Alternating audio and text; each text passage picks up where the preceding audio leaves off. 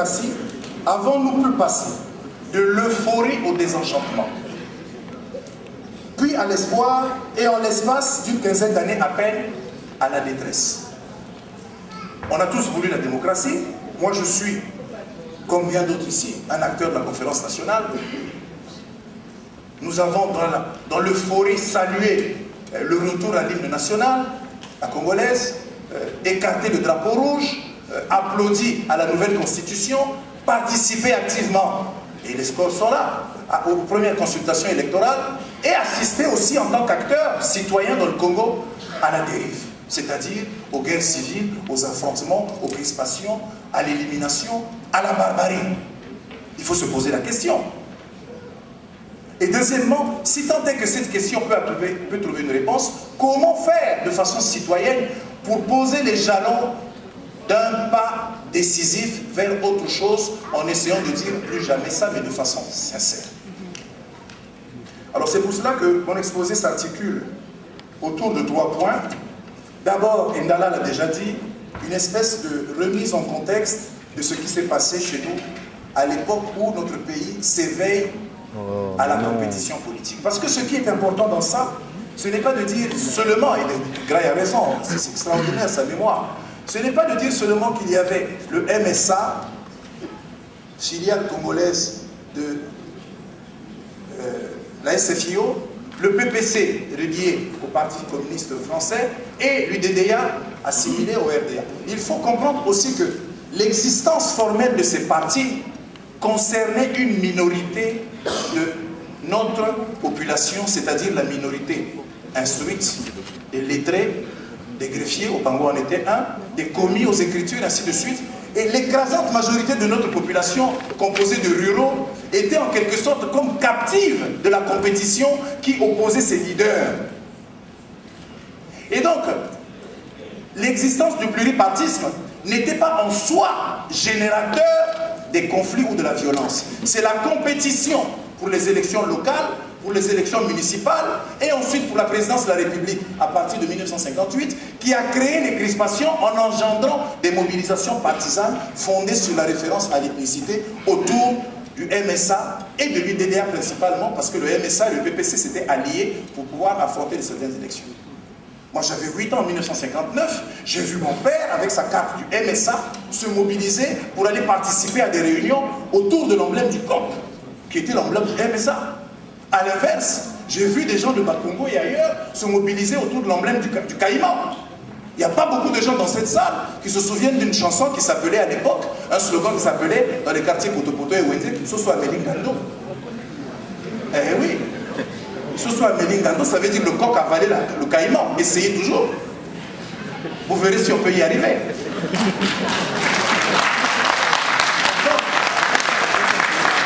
Vous voyez que ce sont des référents qui ne sont pas des référents gratuits. Autour de ce type de référents, il y a des compétitions et ces compétitions ont contribué à former le terreau, à constituer la base objective, psychologique, à partir de laquelle les mobilisations partisanes se sont transmuées en 1959, lorsque la compétition devient plus ardue, en un affrontement à Brazzaville et à Pointe-Noire entre les partisans du nord d'un côté et les partisans du sud de l'autre côté, autour de la personnalité de Yulu et d'Opango. C'est de là qu'est né le premier traumatisme violent dans un contexte de compétition multipartite ouvert par la colonisation.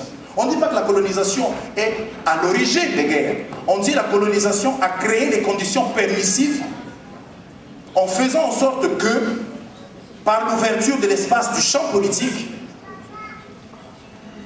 les élites en compétition ont instrumentalisé la référence à leur terroir d'origine pour, à ce moment-là, faire de la question de l'ethnie comme une espèce de symétrie entre Opango égale les Mboshi égale le nord, autour du nord, de la Liguala jusqu'au plateau, l'animal est fini, ainsi de suite, et de l'autre côté, Yulu égale le sud, et tout le monde au sud, à l'exception notable, les pays du Niari, ou éventuellement, quelqu'un comme Kikungangot, allié au MSA, était allié à Opango, et donc, globalement, la structuration se fait à ce niveau-là. Première chose très importante, d'où viennent les facteurs qui consolident dans l'imaginaire collectif la référence entre l'ethnicité et la politique et la compétition. Quand je dis ça, je ne suis pas en train aussi de simplifier les choses. Attention. Dire qu'il y a des blocs ne veut pas dire qu'à l'intérieur de ces blocs, il n'y a pas des contradictions ou des conflits.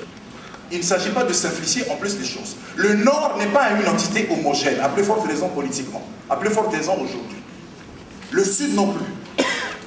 Autant le Nord et le Sud sont des entités artificiellement créées par les conditions de l'histoire, on peut revenir dessus dans la discussion tout à l'heure, autant à l'intérieur de ces entités ainsi constituées, il y a place pour l'expression de micro-fragmentations qui font que la géographie des ethnies est plus complexe qu'on pense le dire. Exemple, vous savez qu'aujourd'hui au Nord, vous pouvez trouver, même si on considère que le Nord est Nord, dans la Liguala, des sous-différenciations selon que l'on est du Dongou, des Bénin ou du Fodo. Dans la Cuvette, vous avez des différenciations entre leaders politiques selon que l'on est de Wando, d'Oyo ou d'ailleurs. Dans le Poul, n'en parlons plus. Dans le Niari, idem. Dans le Kwilu, idem. La disparition, l'extinction progressive d'un certain nombre de leaders politiques ouvre encore plus ce champ parce que la compétition étant dans un marché ouvert. Moi, j'ai été supervisé avec Thierry Mounga. Les catégorisations ethniques ne sont pas des catégorisations figées. Ce sont des catégorisations travaillées, ce sont des catégorisations construites et en perpétuel mouvement parce qu'en perpétuelle confrontation avec les intérêts, les luttes, les stratégies des personnels, ce que disent les sociologues, les économistes, les politologues, les entrepreneurs politiques. Voilà, me semble-t-il, le premier point très important qu'il fallait souligner.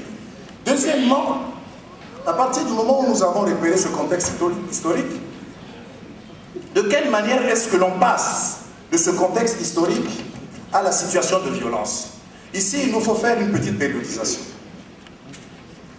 Grosso modo, moi je pense que la période qui va de 1956 à 1963 est caractérisée essentiellement par une période d'ouverture du champ politique. C'est-à-dire qu'il y a de la compétition, que les partis existent, même si c'est structuré autour de deux pôles principaux, le MSA et l'UDDR. Lorsque nous obtenons l'indépendance en 1960, ce n'est pas un cadeau de la colonisation française, c'est l'anticipation par le général de Gaulle qui ayant vu la défaite de Dien Bien Phu, ayant vu la montée des luttes anticoloniales, ayant vu l'expérience de l'Algérie, se dit que plutôt que de perdre un empire, il valait mieux concéder progressivement des morceaux de souveraineté de façon à transférer progressivement le pouvoir à l'autonomie des locaux et faire en sorte que nous contrôlions de l'essentiel la vie politique nationale plutôt que d'avoir à subir ce que les Vietnamiens ont fait, ce que les Algériens s'apprêtaient à faire. En 1960, lorsque nous sommes indépendants, la France est en pleine négociation avec le FLN dans le cadre des accords d'Évian. Ce qui veut dire que lorsque nous obtenons l'indépendance, nous fêtons la fin d'un système, mais en réalité, nous restons encore étroitement enfermés dans un dispositif qui est commandé, qui est